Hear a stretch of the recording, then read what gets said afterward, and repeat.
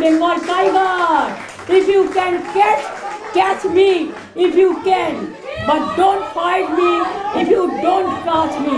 আপনাকে বিক্ষোভ দেখানো হয়েছে বলে আপনি বলছে ওতে নাকি বিদেশের মাটিতে নাকি দেশের সম্মান ভুলুণ্ঠিত হয়েছে।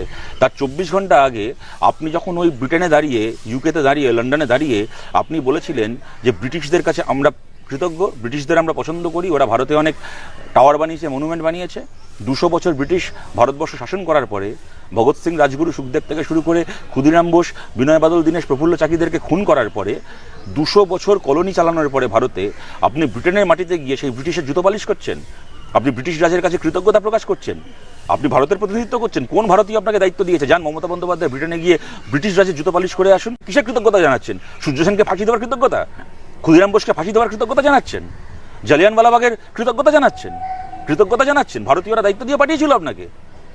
তারপরে যখন আপনাকে দুটো প্রশ্ন করা হলো তখন আপনি একেবারে দেশের প্রতিনিধি হয়ে গেলেন।